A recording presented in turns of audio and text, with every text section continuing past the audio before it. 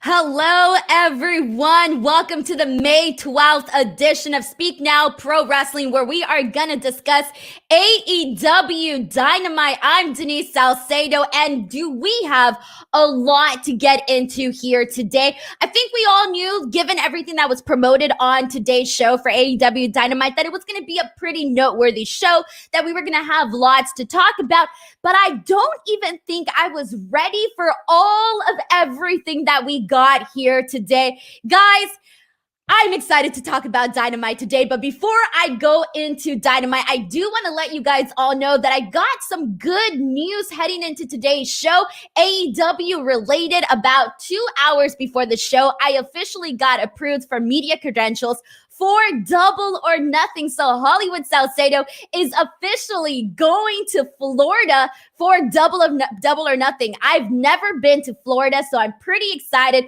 I'll be there for the show. I'll be doing the media scrum, so that is going to be very, very fun to do. Also, this is a very interactive stream. Whether you're a regular here or whether you're new to the stream, make sure to take part. Send in your comments, especially for today's show, because I am going to need your help on this show today, because we had a very controversial segment that I can't wait to jump into. Also, if you guys would like, feel free to send in a super chat. You send it in, I will read whatever it is it's on there, as long as it's nothing bad.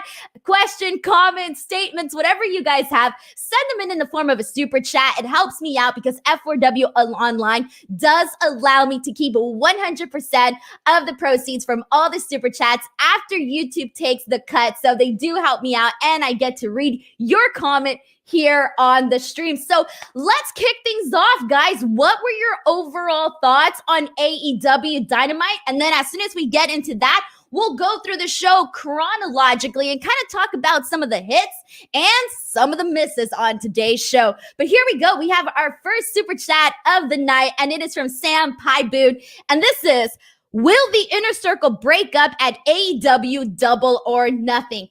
I'm not kidding you guys. When MJF proposed this stipulation upon the Inner Circle, basically saying it's a stadium stampede match at Double or Nothing, but if you accept and if you lose, then the Inner Circle breaks up. So I kind of got into an argument about this with my fiance. He basically thinks that the Pinnacle has to win, that if they win, they're the ones that are essentially be established as like these big heels and all of that. But I was on the opposite end of the argument, where I think, if anything, this stipulation kind of makes it predictable that the Inner Circle might actually win this match, because I do not see them breaking up just yet. And the reason I do not see the Inner Circle breaking up just yet is because when Chris Jericho did that interview with Dave and Bryan on Wrestling Observer Radio, he said that they had like months planned for this feud. And really, we just got started with the Inner Circle and the Pinnacle. So I do not see them, if the Inner Circle accepts this stipulation and this challenge at Double or Nothing, I still do not see them losing. But to each their own. We do not know what is going to happen there. We have several super chats coming in. You guys are absolutely awesome. So here we go. Our next super chat is coming in from, and this one is from Chris Ludek. Thank you so much to Chris, who says, congrats, Hollywood Salcedo. Florida is humid and insects are huge. I almost moved there before I moved to Irvine, California. You'll love visiting there. Chris, I was excited to go to Florida and go to Double or Nothing, but now that you tell me about these huge insects, I'm out. Just kidding. I already booked my plane and my hotel. We have another super chat from Sam Pyboon, who says, will you go to Miami, Florida for AEW on July 7th? Because I will go to Miami, Florida on July 7th. No, guys, because tickets from LA, flying out of the LAX to Florida are kind of expensive. I got lucky that I'm going to Double or Nothing on my Southwest airline miles from, guess what, guys? Guess where that money is coming from? From my refund that I got from WrestleMania 36, where I was unable to go to Florida prior, like literally 2 weeks after the pandemic hit and everything shut down. I was supposed to be in Florida, obviously, for that WrestleMania. That didn't happen. Southwest gave me my money back in points, so I used those, and now I'm going to Double or Nothing with my WrestleMania money. Funny how that works out. So thank you so much to Sam for asking this question. We have another super chat from Dagon S. Broad who says, "Hi, Denise. Congrats on getting the press credentials for Double or Nothing. That's freaking awesome. I am so excited about it. This is my second time being credentialed for an AEW show, so that should be pretty darn fun." We have another super chat from Chris Cage 2X. Thank you so much to Chris, who says, "I'm feeling way better now after my achiness. AEW was an awesome show as always. Not really here for Jon Moxley's new theme song. After this show, I'll be playing GT5 Racing on Special Stage Route X." I'm happy that you sent in the super chat. I'm glad you enjoyed this show because even though, like I said, there were some hits and some misses on Dynamite today, I do think that for the most part, it was a good show. It was a little bit odd at times, but it was perfectly fine. I was invested the entire time, and I like the fact that they announced a lot of matches for Double or Nothing, and I can't wait to jump into all of that stuff here. So, oh man, guys, let's just jump into things, guys. Let's jump into things, and we're going to go through everything chronologically as we go through it. If you want your comment to be read, send it in as long as it partakes with the conversation, or you can send in a super chat, and I 100% guarantee that it will be read on the air. So let's kick things off. This is a comment from Danny from the Bay who says, "Love Wild Thing. Wild Thing. All right, here, terrible singing from me, but guys, I liked Jon Moxley coming out to the song The Wild Thing. I thought it was kind of refreshing, even though obviously it's a very, very famous song that we've all heard throughout our lifetimes like a zillion times. It felt refreshing for it to be on AEW Dynamite and for Jon Moxley to come out to it. He looked like he was feeling himself coming out to this entrance music. And we all know Tony Khan has the big bucks. We all know that he can afford to license this song for AEW Dynamite. So I am 100% here for this song for Wild Thing for Jon Moxley. I don't know if it's just like a one-off thing for this special match or if he's going to continue having it. We'll see. We have a super chat from Ryan T who says, "The show needed time to breathe. Everything was good, but almost nothing was as good as it should have been. Moxley Nagata was the highlight though. It was, you know what, Ryan? I think I can agree with this statement where the show did need a second to breathe in the sense that there was a lot of things that definitely felt rushed. And there were certain things that if they would have allowed for them to, simmer a little bit, I think they would have gotten over a lot stronger. So I do agree with this statement from Ryan T. So let's kick things off, guys. Nagata versus Jon Moxley, IWGP United States Heavyweight Championship match. The second that this was announced, everybody got super excited because, of course, everybody is nonstop talking about the Forbidden Door and what the possibilities really are going to look like, especially for AEW, who is looking to have this working relationship with New Japan Pro Wrestling. And I'm curious to know how, once the world opens up, who we're going to be seeing on Dynamite. And this was a perfect sort of, a way to sort of start that relationship and get this going. So I like the fact that they kicked it off right off the bat with this match, because this was one of the matches that had been promoted and one of the matches that people were, definitely looking forward to heading into the show. They started this match completely hot. Obviously, forearms nonstop, back and forth from Nagata to Moxley. And let me just say this. Nagata is 53 years old and he looks absolutely phenomenal. So when anybody comes at me with this age stuff, people like Nagata are people that completely show you that just because you're a lot older does not mean that you can go. I mean, you obviously go at a different speed than you probably did before, but you still can go. So I really liked what he had to bring to the table. My favorite portion during this match was literally Nagata outsmarting Moxley, basically even doing, putting his finger to his head and basically outsmarting Moxley throughout this match. The difference though in strikes, and I'm going to talk about this because the difference in striking from Nagata in comparison to Moxley, and this is not a knock on Jon Moxley, but rather a high praise of Nagata because damn, those strikes that he was giving Moxley were absolutely brutal. I mean, the difference between the both of them when they were doing these exchanges was really night and day. And that's because every time Nagata hit him with a strike, it came back with like a snapback where it really felt like it actually had this massive purpose. At some point, he even bust open Jon Moxley, and I thought that just added to the brutal element of this match. And even though this probably wasn't the most brutal match that we've seen, throughout, it was still a really, really good opener. We saw Nagata get in several kicks throughout the match. We saw the Avalanche Exploder. We saw Moxley get him in an arm breaker. Then Moxley gets him in a bulldog choke. Moxley, again, like I mentioned, gets busted open. And Moxley ends up winning this match with a paradigm shift. Thought this was a perfect match.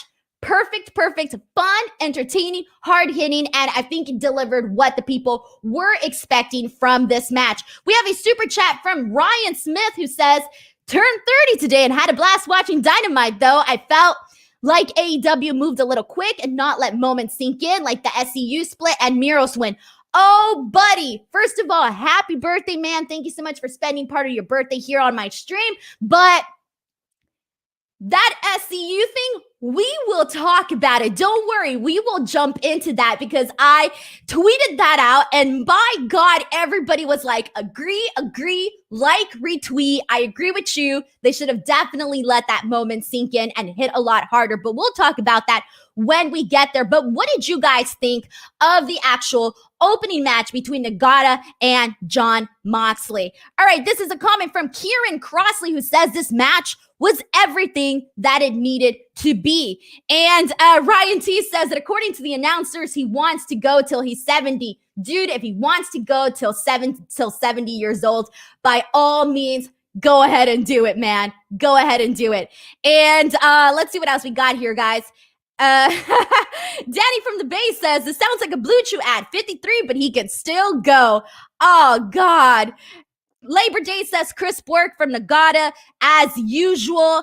100%. Sam 3 points out that Rocky Romero also was there. I love seeing Rocky Romero. Rocky Romero, such a good guy. Really enjoyed seeing him in the audience. So that was really awesome as well. Joseph Boza says it was a unique watching experience with this match because I don't watch New Japan on a regular basis or New Japan Strong.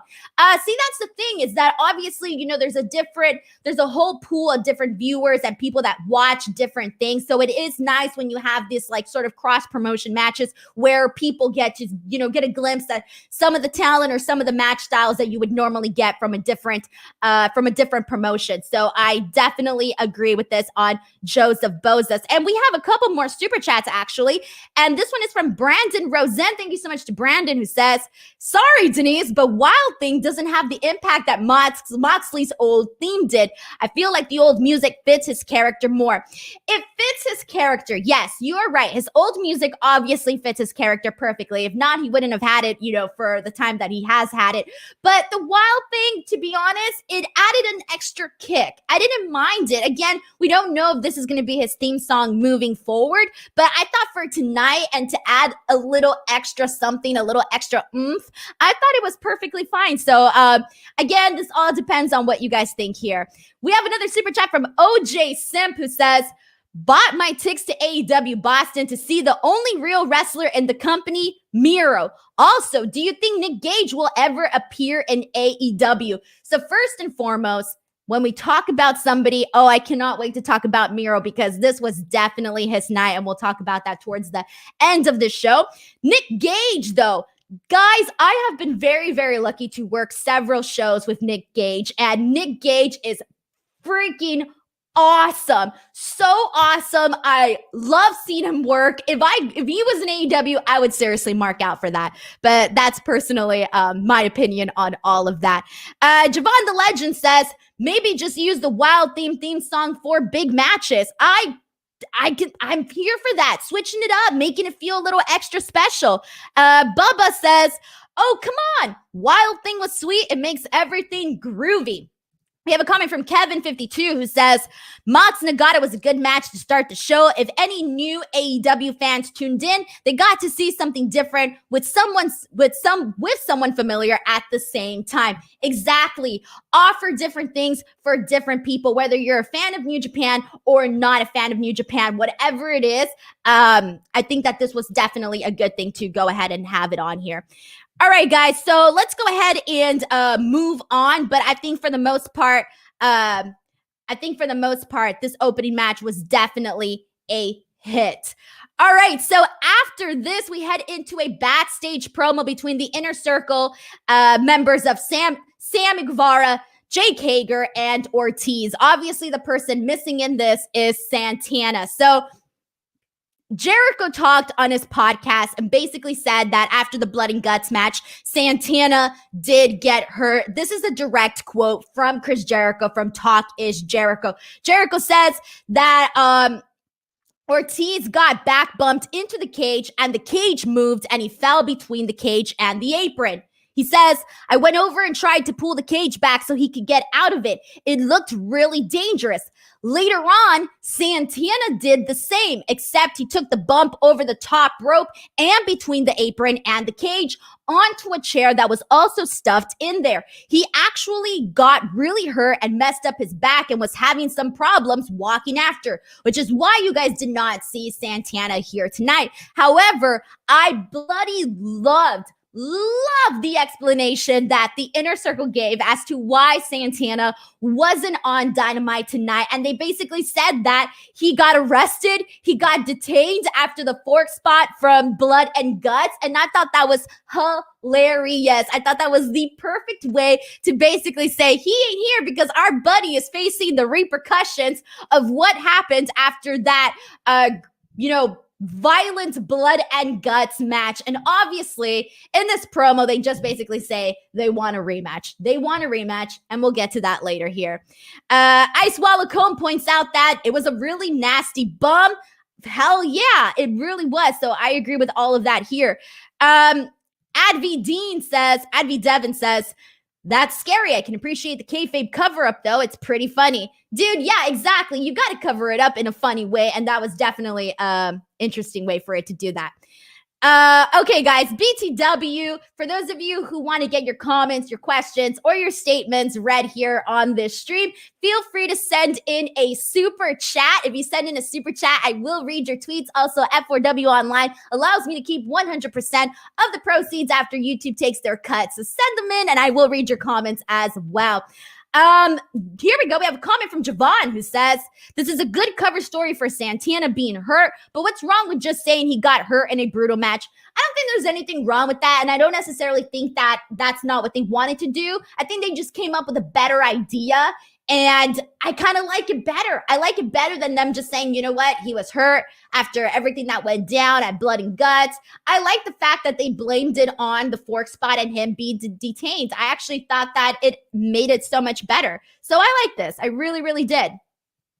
All right. So after this, okay, guys, here we go. This is where I'm going to need your comments because this next segment is probably going to be our most controversial segment of the show here tonight. And I can already warn you that not everyone is going to agree with one another. Probably not everybody is going to agree with me. It's going to get nasty. You know what? It's going to be blood and guts on this stream when we bring up Cody Rhodes' announcement. So that doesn't sound controversial, right? On paper, Cody Rhodes' announcement.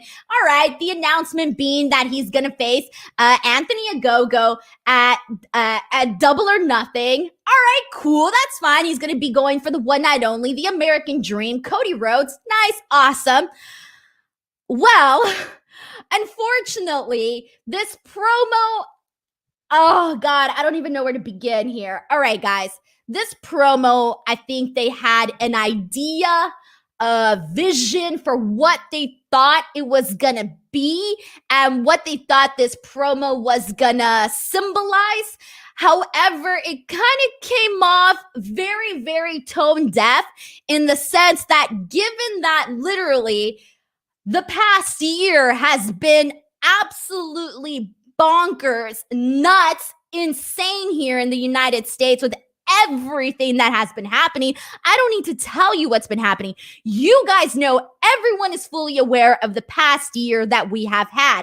So Cody comes out and he basically starts this is very long-winded, guys, but the gist of this, he comes out and he talks about how he's, quote, proud to be an American.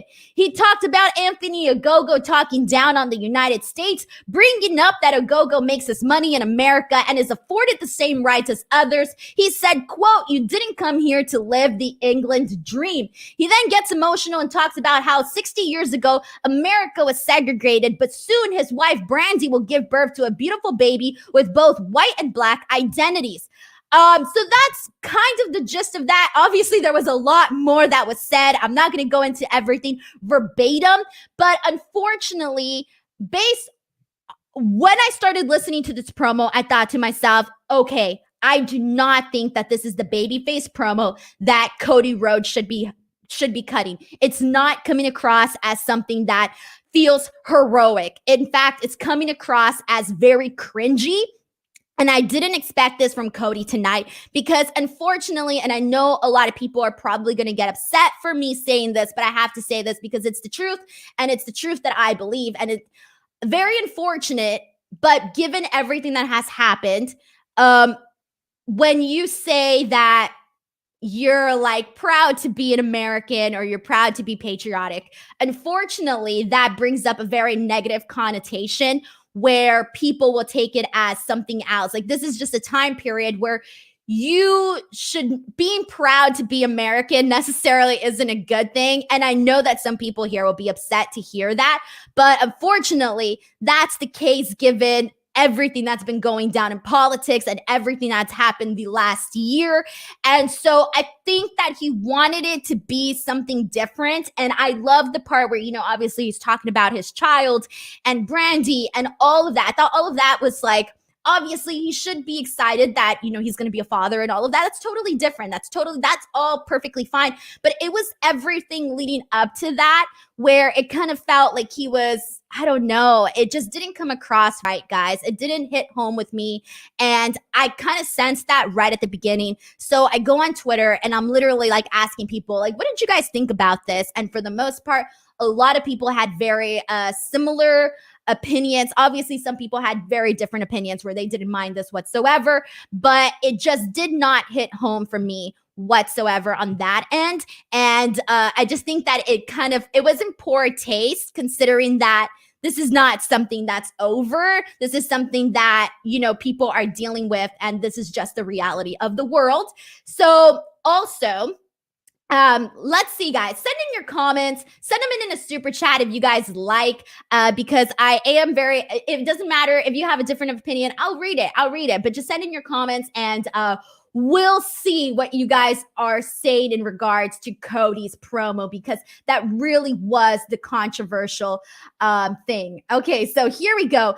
Oh, let's see. I'm getting lots of comments here. I'm trying to see where we can start here in terms of all of this. All right, I'll start off with Pomi here, who says, first, I was baffled about so much patriotism. I can't even read anymore. Patriotism after the past year. And then I zoned out since I'm not American and I don't care for the US versus the world feud. Like the intensity, though. I did like the intensity and the emotional part of this as well. Again, the US versus the world thing necessarily doesn't work anymore during this time period. And that's one of the other things that I did want to mention is that they don't need to make Anthony Ogogo this prototypical anti-American heel. He can be a heel and all of that. That's obviously fine, but he doesn't have to be the anti-American prototypical heel. In fact, given the fact that he is the only Olympic medalist that is currently active, why not have that be his actual character? Why not have that be who he is instead of really pushing this anti-America persona? So I personally feel like they don't have to go this direction with Anthony Ogogo when they have so many other things that they can necessarily brag about the kind of person or the kind of heat that he has. D-Train says Cody has that go away heat. Cody leave my TV for screen for a while. No, I like Cody, guys. I'm a big fan of Cody. I just don't think that this was necessarily a hit for Cody, unfortunately. And again, I don't think that that was his intention whatsoever. It was just didn't come across the way that I think they wanted to. So personally, I just think that it didn't resonate perfectly well here. Javon the Legend says Cody needed a good way to defend progress of America to defend against anti-American and go-go lines. And C Money says the demoralization of Americans continue. And okay, so we're getting lots of different comments here. Okay, I'm going to scroll through some of these here, guys. So let's see what I'm going to pull up here as well. Again, if you have something to say, send it in a super chat. But we have a lot of different people here with obviously different thoughts. So that's what we're going to go at here. This one's coming from David, who says, don't look for controversies where there are none. Okay. And then this one is from, let's see what we have here. This one's from Smooth Bone 21 says, nah, I wouldn't look at it like that. That's just negative thinking in my opinion. America's great. There's just a lot of bad apples. Unfortunately, those bad apples, they ruin it for everybody, guys. This is a comment from Kevin who says, it was a good promo, well delivered, but it doesn't fit the feud. This is a teacher versus former student feud, not a true American versus evil foreigner feud. Could be used in a completely different feud. Yeah, I sense that too. It kind of feel like this wasn't it doesn't feel like this was the original direction that they were headed in. Sam3 says, quote, read the room. K-Town says, the rah America promos don't work anymore. It isn't the 80s or the early 2000s. Moist Dad Bod says, seemed like he was trying to do a unifying promo, but it didn't come across as good. Yeah, that's also what I felt. Like, I think his intentions were aimed to be different, and it just didn't come across that way. It didn't really come across that way. And, okay, let me see what else we got here, guys. I think I missed a super chat, so give me 1 second while I pull it up. All right, here we go. This one's from Christopher Marino, who says, Cody is stuck on 80s wrestling, the evil foreigner versus American patriot. It's so out of date. I do think that, again, doing the U.S. versus the world thing is definitely out of date. So, I mean, I'm sure there's some people that are probably into it, but hey, I just don't think it probably hits the mark anymore. And we have another super chat from Danny from the Bay, who says, almost feels like Cody saw some 1986 NWA with Nikita Koloff, that Dusty Road, and he crammed it into an angle, be the American dream of the go-go. This was obviously something that was definitely mentioned across the board on social media as well. So this is obviously not the first inclination of that being somewhat of an inspiration there. Okay, let's see what else we have here, guys. Like I said, people weren't going to be agreeing completely on all of this, and that is perfectly interesting. Okay, here we go. We have a comment from the Coog97 who says, I like a go-go. I read his bio. Sad how his pro boxing career ended, but happy he is here in AEW. I also like Cody. Nothing against him. The great thing about AEW is that they correct and adjust. Oh, yeah. And obviously, there's going to be there is people talking about this. If not, you guys, when I said controversial segment at the top of the show, I didn't even have to tell you it was going to be the Cody Rhodes promo. We all knew that it was the Cody Rhodes promo. Let's see what else we have here. Okay, so, all right, cool. So, guys, again, if there's any point that you want to get across and that I missed, you can send it in a super chat. Again, if you're watching the audio version of this, I'm serious, watching the replay of this or listening to the audio version of this, feel free to send in your thoughts, guys, because this is a pretty interesting topic. Again, I gave my thoughts here. Give your thoughts as well. All right, guys. So let's go ahead and move on from this. But like I said, guys, it was controversial. All right. Kind of moving on to this next segment, probably not controversial, but sort of missed the mark. So at the top of the stream, a lot of us were talking about how AEW needed to essentially let the show breathe, let the show simmer out. This was this was what people were referring to. And this was SCU versus the Young Bucks. If SCU loses, they are done as a team. So first and foremost, right off the bat, I'm looking at the clock and it's 5:30 my time. And I'm thinking, all right, given this stipulation And the fact that this is just thrown in at 5:30 on a random Dynamite, it kind of doesn't feel like it's going to be a big deal, or it doesn't feel like it's being treated as a big deal. However, I felt that at the top of this match, and it kind of progressed, and my feelings even grew stronger about it not being treated as a big deal towards the end. So anyways, this match got started hot, guys. Daniels got busted open during this match. Frankie Kazarian almost won the match with a roll-up on Matt Jackson, but the Good Brothers distracted the referee. Kazarian hits the Styles Clash on Matt Jackson, and this is awesome chants because the match really was picking up here at this point. Matt Jackson does a super kick on Daniels, and he does the mocking of the HBK Ric Flair retirement WrestleMania I love you moment, and he does the mocking of that. I thought that was a great little addition, a great little touch here. Daniels unfortunately slips doing the BME, the best moonsault ever. He does so. I think that the reason he probably slipped was because at this point there's blood everywhere, so he probably slipped on that. But I actually think that it added to the match itself. Matt sprays cold spray on Daniels, and the Bucks end up getting the win with the BTE trigger. So I'm thinking here at this point, here's the thing. So right after this, it's okay. They're breaking up now. And literally, they give them like a couple of seconds and they head into a backstage segment. And I'm thinking to myself, I didn't even pay attention to this backstage segment that they were doing with Eddie Kingston. I didn't even pay attention because I was like, what the hell? Why did they just like go from these guys are breaking up and given their long history to something else? It felt very, very rushed, and they didn't let the emotion, they didn't let the power of the moment actually sink in and hit the TV audience. I think that should have been a stronger moment.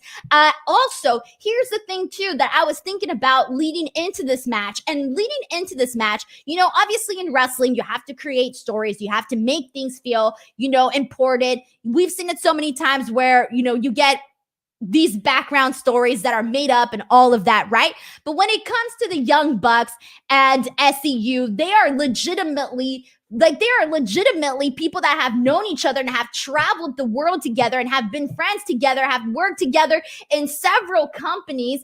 And so you don't necessarily there's a story there. There was a story there to be had, given that the Young Bucks are heels. If they just didn't give a dang about what they were doing to these guys that they have known and traveled with and been alongside for years, these friends that they had, they should have made a bigger story out of that. So when the Young Bucks did end up being the cause of their breakup, it would have hit a lot harder for the Young Bucks, given the fact that they're heels, and also just really, really give SoCal and oh my gosh, I can't even talk anymore. Give SEU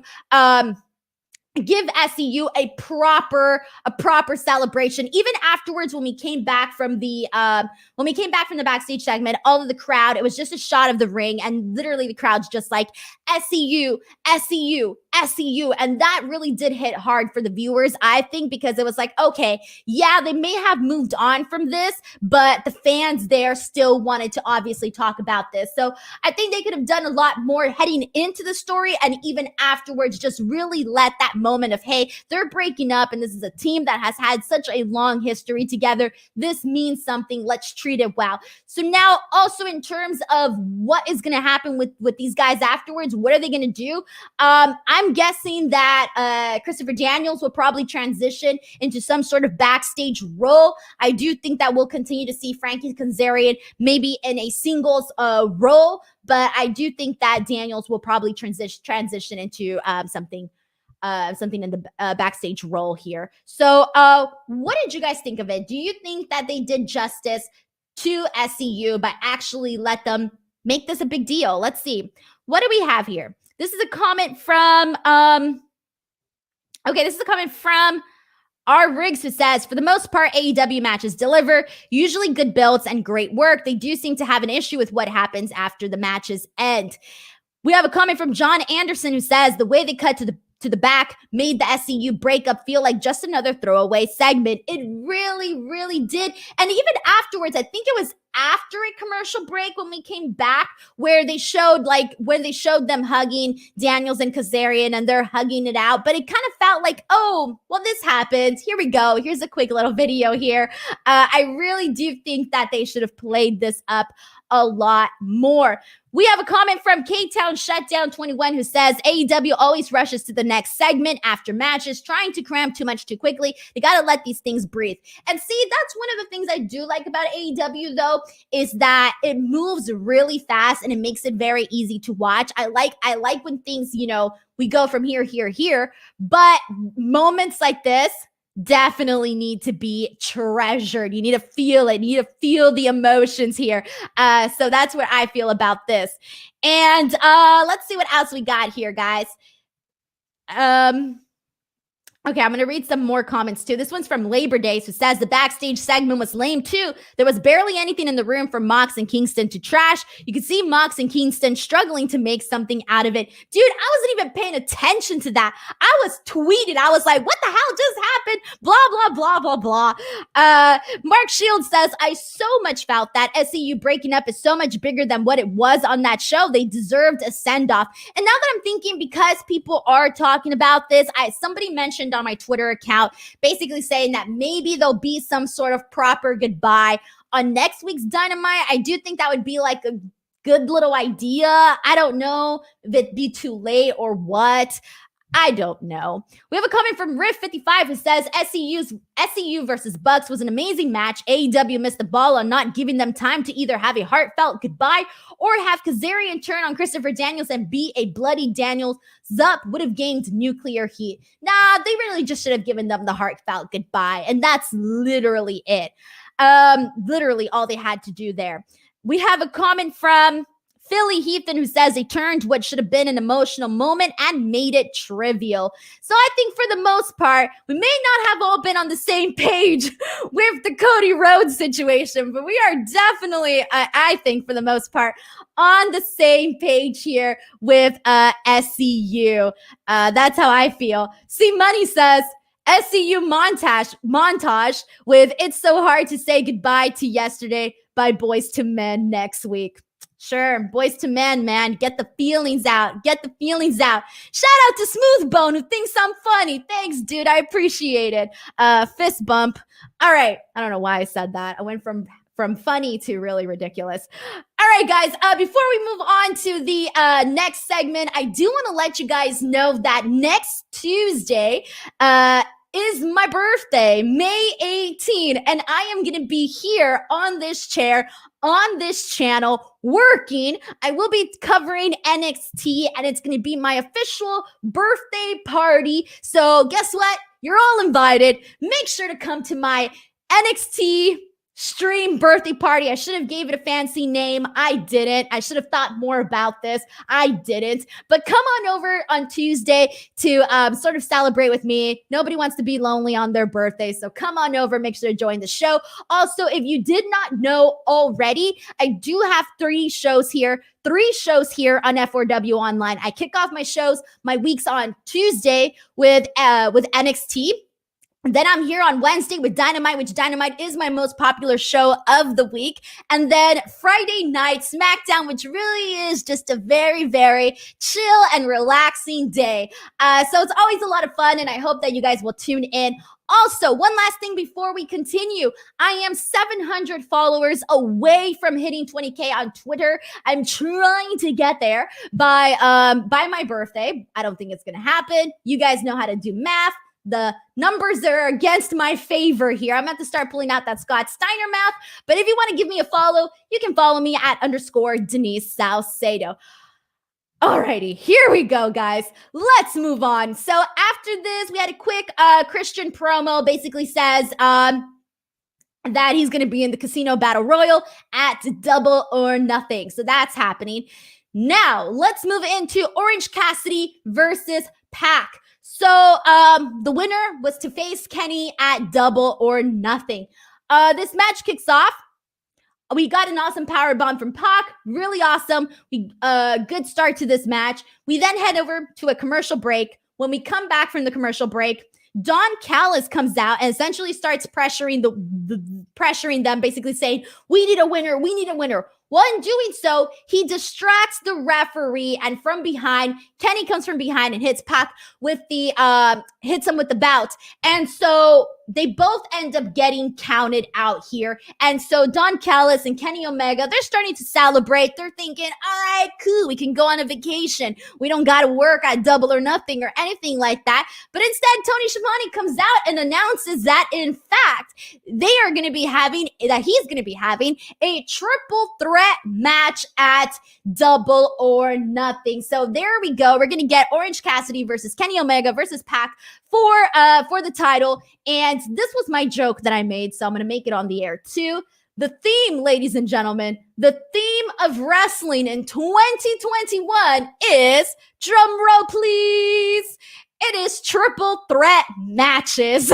Obviously, it's the first for the AEW World Championship on Dynamite, the first triple threat match for them. So that's pretty exciting. I know Dave Meltzer tweeted right when this announcement made that this was always the plan. So obviously, you know, with everything going on in WWE and the 1 million triple threat matches that they're doing over there, this still was regardless the plan all along for AEW. And this is really where they had to go, because for a second, I just thought, man, I really hope Kenny doesn't continue to bury Orange Cassidy, because last week's roast was a burial. And I thought he was literally going to try to eliminate Pac from this so that Orange Cassidy can win. And that's where I thought they were going with this whole thing. But there you go. That's the match set up for Double or Nothing.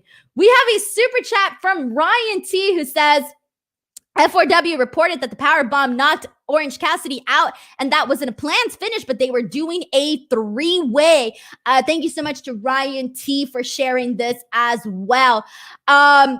Let's see what else we got here, guys. This is another comment from Major Blood, who says Orange Cassidy got legit knocked out, was supposed to go to a time limit draw, so they worked out on the fly. It didn't seem like something happened. Couldn't figure out while it happened. Yeah, I didn't know. While it happened, they did a good job of protecting that, because I did not know that when it was actually happening there. So shout out to everybody sending in these comments and talking about all of this. Ryan Cordes says the quick call to end the match was easily AEW's best audible so far. Yeah, really, really good on that. Justin Martin says finish seemed like an audible, like they had the change of stuff because Orange Cassidy got hurt on that Liger bomb. And let's see what else we got here. All right, cool. This is a comment from Steven, who says Orange Cassidy is cold as ice now. He's done nothing since the Jericho feud. That is true, though. That really is true. I really wish that he would have at least done something. Last week's roast was a burial. And when Kenny Omega took his glasses, if a man takes your glasses, you kick his ass. You kick his ass. That's it. You don't just stand there. You do something about it. Oh, that really bothered me last week, as you can tell. I was more bothered by that than Orange Cassidy was. All right, but let's go ahead and move on from all of this here. All right, so next week it was announced by the Bucks that it'll be the Bucks versus the Varsity Blondes. And then also they announced that at Double or Nothing, we're going to be having the Bucks Kingston. Oh my gosh, I can't even talk. The Bucks Kingston and the Bucks versus Kingston and Moxley at Double or Nothing. Jesus, guys, so many matches announced, so much to say here.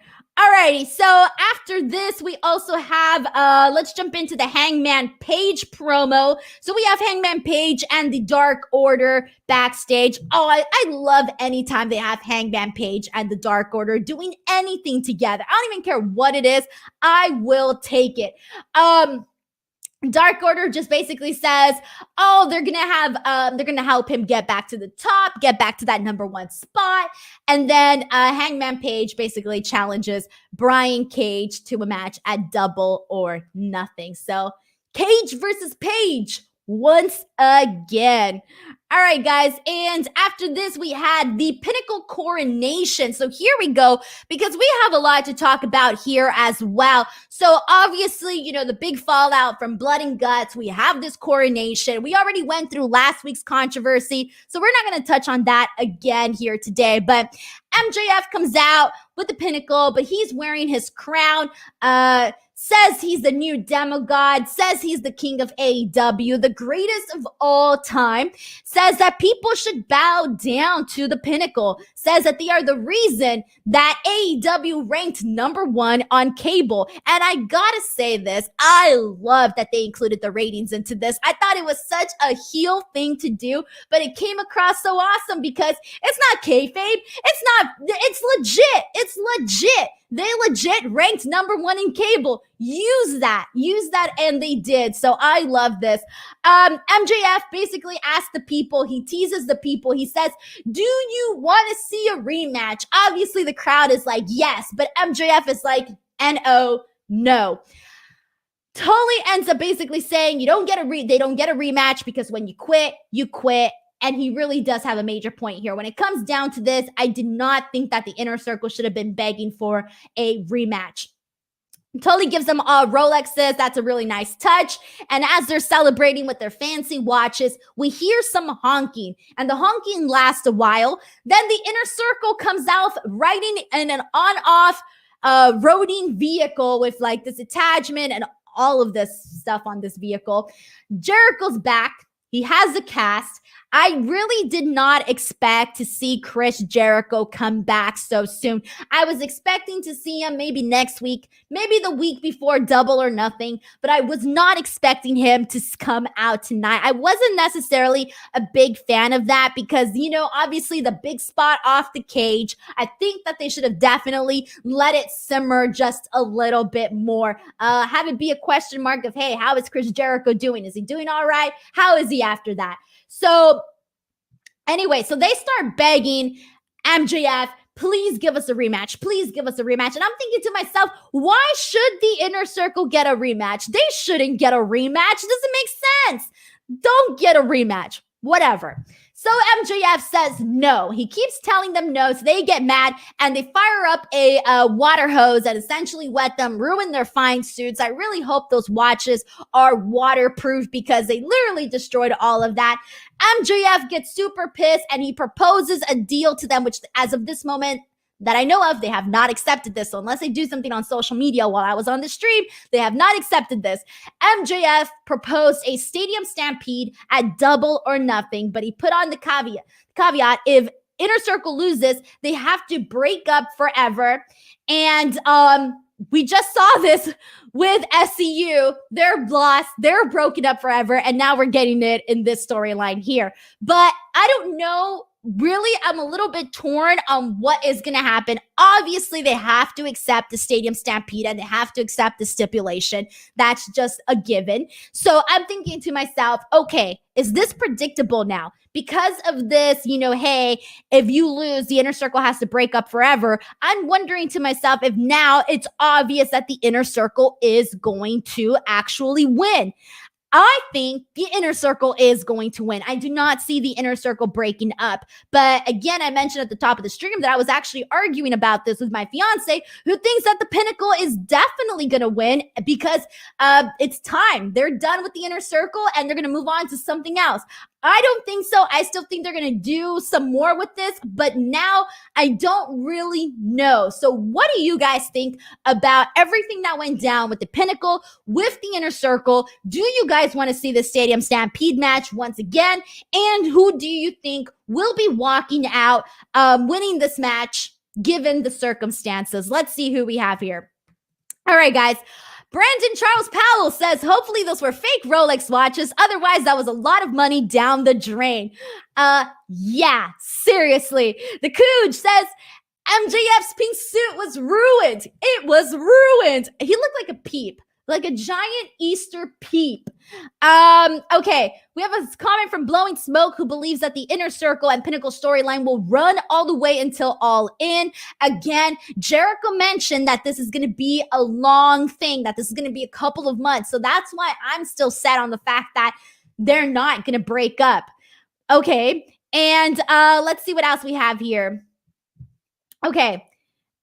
This is coming from Devin Schultz, who says, if Jericho was appearing, don't you think they could have had him laying in a hospital bed in a golf cart and trailer to sell the big bump move? Having only a big arm brace doesn't do it for me. No, it doesn't do it for me either. And I think given the fact that how controversial that finish for Blood and Guts ended up being.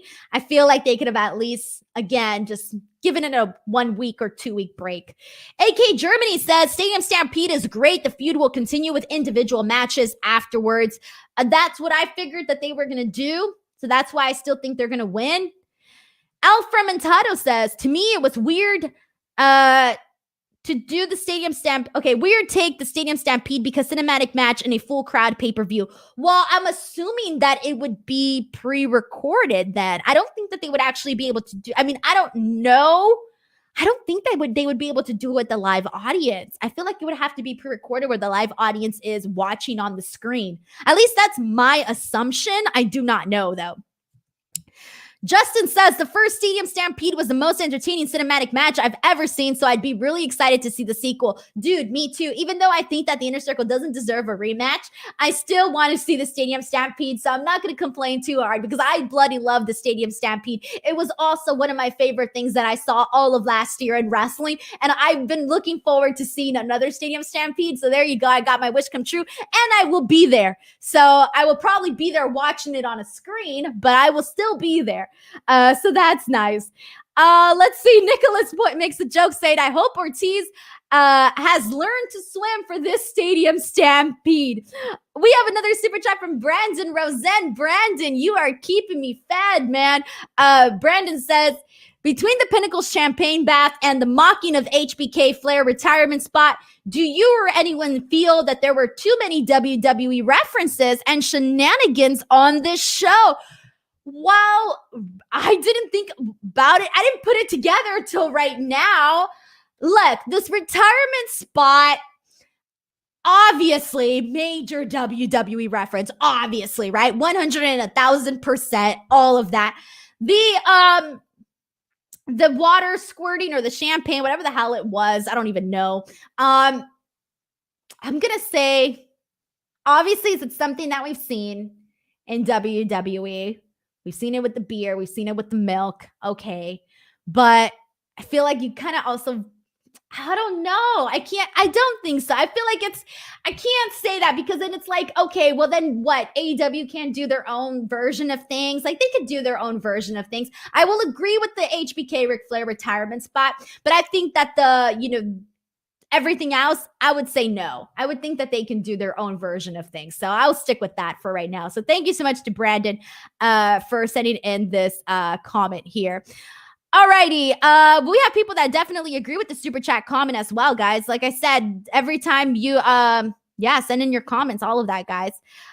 And anything else I'm going to jump into? We have a comment from Angel Roman who says, I think the Stadium Stampede should be more reality-based this time around. This will be the first event with full capacity fans. They shouldn't have to watch a pre-taped match on the screen. I agree with that, Angel. Like, I'm thinking to myself, all right, I'm going to be there. I'm going to be in the audience. I've been watching from home forever.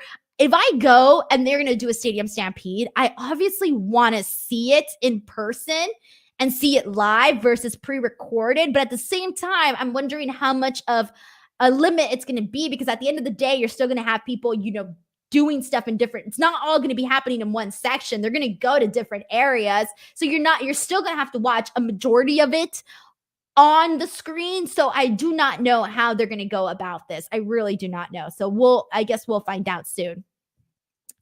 And let's see what else we have here. We have another comment on, this is from Devin, who says, in regards to the WWE references from the super chat we got, says, we catch the WWE references because WWE has been the only significant brand for so long, but AEW does a lot of 80s throwbacks too, so it's not all WWE. Sean Harrington says, I think Inner Circle can split and go their own way. I would have Varsity Blondes upset the Bucks, give them a short run, then lose to FTR on Dynamite and have Pride and Powerful chase FTR on their own. I definitely do not see the Varsity Blondes winning there. I really, really don't see it as of this moment. Okay, let's see. Lastly, all right, let's go ahead and move on, everybody. Again, feel free to send in, this is a comment from Danny who says, 10 dudes is too hard to not pre-record it. Yeah, we'll see, guys. All right, send in your comments, everything. Send in super chats if you guys want your comments to be read. I will go ahead and read them. Let's jump into the next thing, though. So after this, we have a what the hell? All right, so after this, hold on one second, guys. What the hell? All right, one second. Technical difficulties, everybody. Ha! Ha! Lovely. Guys, sorry. I don't know what happened here, but I think I accidentally deleted my own notes. Oh, Jesus Christ, ladies and gentlemen. Denise Salcedo with the ultimate botch here deleted my notes. I deleted my notes. All right, guys, let's wing it. Here we go. You guys are gonna have to help me out here because I deleted my damn notes and I don't know where they went. So here we go.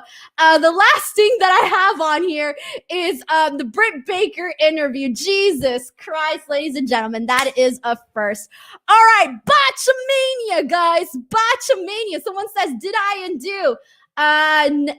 It just, let me keep undoing. Give me a second, guys. I'm going to keep undoing, typing. Somewhere along the lines, I deleted my notes here. So we're just going to go ahead and continue on here.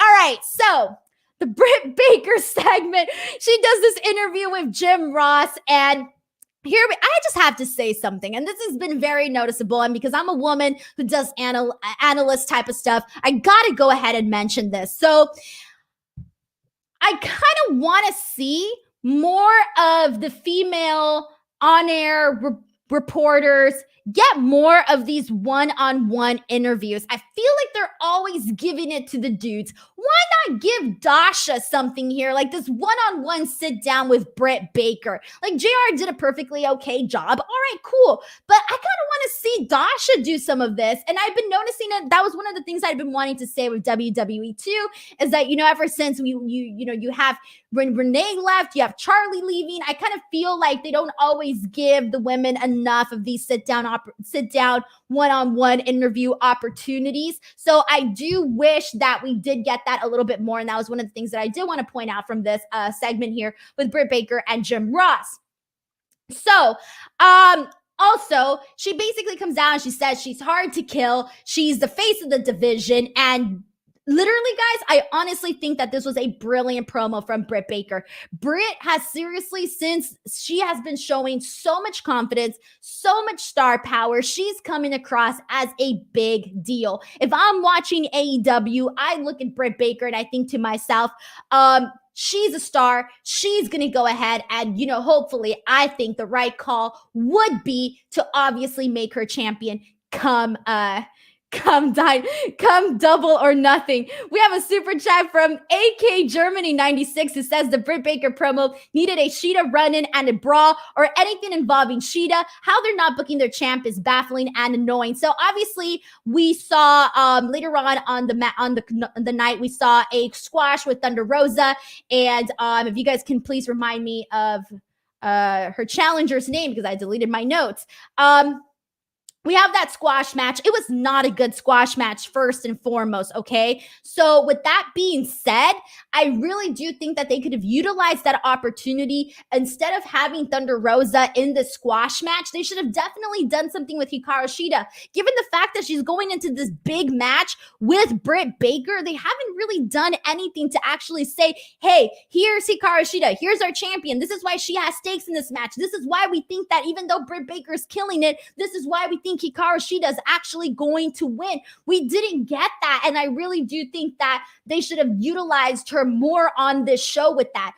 So I do agree here with AK Germany 96 that the Britt Baker promo did need a little bit more of Shida being involved in some sort of way, man. Like, give Shida a squash match. They could have done anything but actually put some sort of focus on Shida.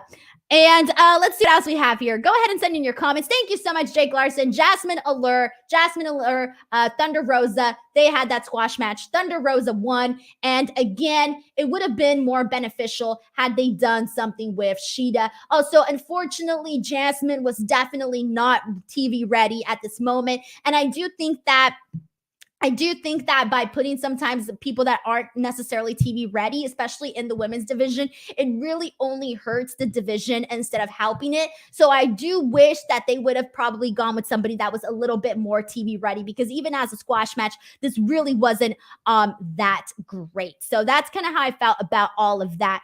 And let's see, we have a comment here from Labor Days who says, the problem is everyone forgets Shida is a champion. Yeah, and that's very unfortunate. Palmy Wrestling says Shida's reign is definitely coming to an end at Double or Nothing. At least she'll get to perform as a champion in front of a full crowd.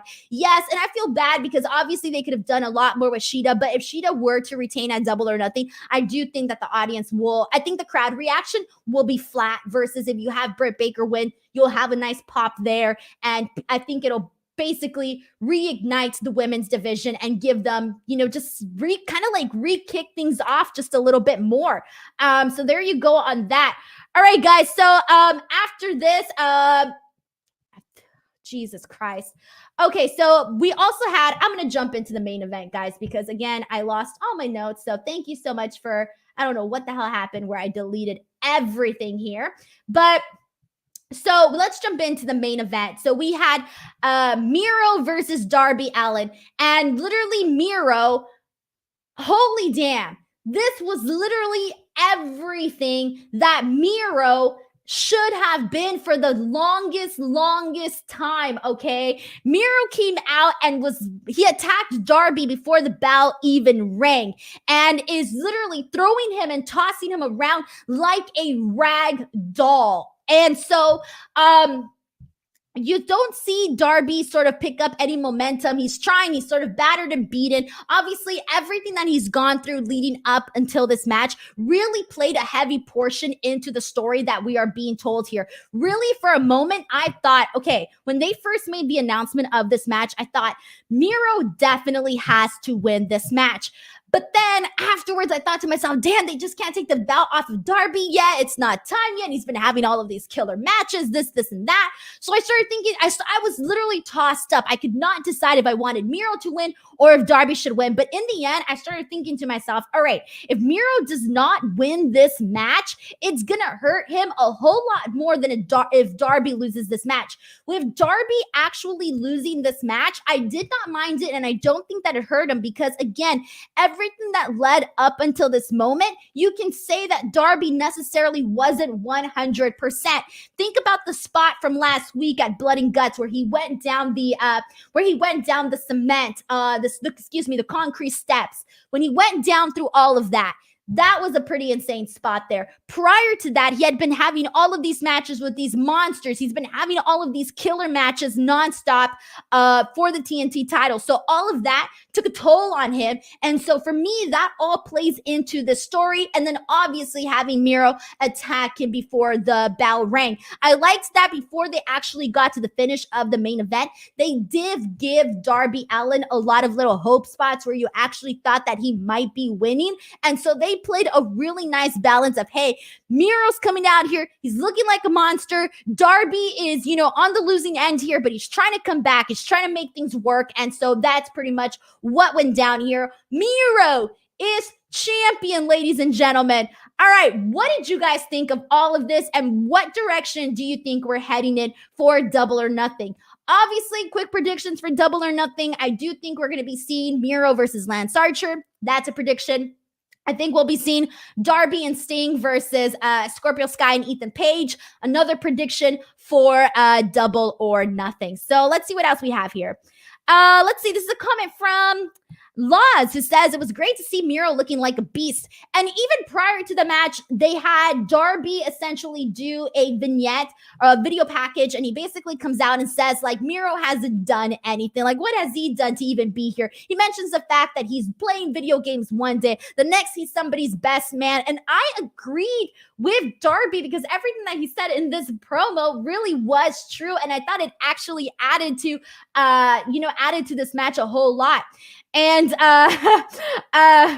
we have a comment from Josh Bowen who says, so is Darby still going to get pushed? Maybe he could go to the main event. I like the fist bump to the Sting at the end when he knew he was going to lose. Yeah, the fist bump too was after that, you sort of saw Darby. I think he hit a couple of stunners after that. but it didn't end up helping him out either way. There was also another spot that I liked during this match when Darby did the cannonball, but instead Miro caught him and instead got him with a suplex. I thought that was another really good spot there. Obviously, there were several more that I wrote down and lost my notes, so let's move on. Darby's still going to continue to get pushed in a different way. So I am excited to see what they do with Darby now. We have another super chat from Brandon Charles Powell who says, all those months of Miro playing video games, but we knew more was to come. AEW is good with those slow burns. Now we have this Miro and hopefully the best is yet to come. Also, rip Denise's notes. Guys, rip my notes. How many shows have I done? I've done like 1 million shows and this has never happened to me. I'm just glad that it happened towards the end of the show where it's like, all right, I might have missed something, but at least I didn't miss the entire show. So that's good too. But darn you, Notes app. I'm never going to use you again, Notes app. Definitely. When Miro made his AEW debut, we were all expecting this like big bang, this phenomenal run for Miro, and we just didn't get that. I mean, it went downhill. And anytime we saw the guy in action, he really was the standout guy. Obviously, with his look, with his presence, he looks like a monster, right? But he necessarily wasn't coming across one. He was really just a shadow in all of this stuff with Kip and Trent and all of that. So I'm glad that we're finally moving in the right direction with Miro. And obviously now as champion, we are definitely going to go ahead and do that. Let's see what else we got here, guys. Go ahead and send in your comments. Also, if there was anything I missed that I did not talk about, this is your chance to remind me. Please, you guys are my notes app as of this moment. Labor Day says, Salcedo off her game without those notes. Bro, for reals. When you have a show like AEW with so much stuff happening, Brandon Rosen says, geez, Denise, that's 2 botches in 2 nights. Do you need to be sent back to developmental? Dude, Vince McMahon about to send my ass back to developmental, all right? He's going to be like, nah, I'm done pushing this girl. She's done. She's going back here. All right, let's see what else we got here, guys. Send in your thoughts here. All right, let's see. We have a comment from, thank you, David, who says we had the throwaway moment on Jade Cargill too. Actually, I had predictions for that, so thank you so much. So we had that Jade Cargill, basically, she was being asked, hey, who's going to be your manager? You've gotten these offers. Have you decided with anybody? She basically says, look, I'm my own boss because I'm that bitch, this and that. She says all of that. But I think, so for a while, we thought that the prediction was going to be that Thea would essentially be her manager. So recently, as we heard, for those of you guys who are obviously following the news, another free agent that might be a possibility to be a manager for Jade Cargill, and I actually think this would be pretty freaking awesome, is Selena De La Renta. If Selena De La Renta, obviously her contract with the MLW is up, I think she would actually be a great fit to be Jade Cargill's manager. And that was one of the things that I actually thought was would probably be a good possibility. All right, guys, and I actually have a good idea here. So 1 second, because thank goodness for F4W Online. So I'm just going to scroll really quickly and make sure that I didn't miss anything that I actually wanted to talk about here. Okay, I think I pretty much got everything here, but let's talk about some of the matches that were already announced for next week's episode of Dynamite. Thank goodness for these. I'm going to have to steal these notes here. All right, let's see. We also have another super chat, BTW. Thank you so much too. Let's see. Or I might have read this already. Oh yeah, I read it. God, guys, I continue the botches here. D-Train Riotmaker says Selena De La Renta would be perfect in AEW. I think she would definitely be a good one there as well. All right. So let's talk about the matches that were announced for next week. So next week's Dynamite is going to include NWA Women's World Champion Serena Deeb versus Red Velvet. honestly, Red Velvet has been a huge standout. I would actually like to see Red Velvet win. I'm just going to go ahead and say it. I want to see Red Velvet win this match. Then we have the AEW World Tag Team titles on the line, the Young Bucks versus the Varsity Blondes. Obviously, I think the Young Bucks are going to be winning this. We're also going to have Christian Cage versus Matt Sydal. So that's also going to be taking place. Anthony Ogogo versus Austin Gunn. Finally, I am glad they are doing this match. Now, we had several matches announced for Double or Nothing. So here we go. Matches announced for Double or Nothing include Hangman Page versus Brian Cage, Cody Rhodes versus Anthony Ogogo, women's title on the line, Hikaru Shida versus Dr. Britt Baker, and obviously the triple threat for the AEW World Championship match.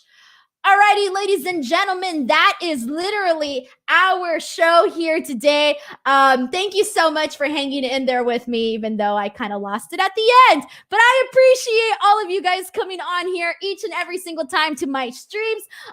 It's really awesome to even be on here and get this opportunity to talk wrestling with you guys all. I will be back here on Friday to talk about Friday Night Smackdown. After that, I will be here on Tuesday next week for my birthday stream, which you guys are all invited to. So I hope you guys will come down. I mean, I can't have bad luck on my birthday, right? So hopefully the show is not a disaster. Hopefully it doesn't go up in flames. And then lastly, I will be back for Wednesday Night Dynamite on here again. All right, ladies and gentlemen, thank you so much for tuning in. Please do not forget to give this video a like, subscribe to the channel. Watch all of the content that's being put up here. Give me a follow on Twitter and or on Instagram @_ Denise Salcedo. And I will see you guys next time. Goodbye, everyone. Have a great day. Thank you guys so much for tuning in.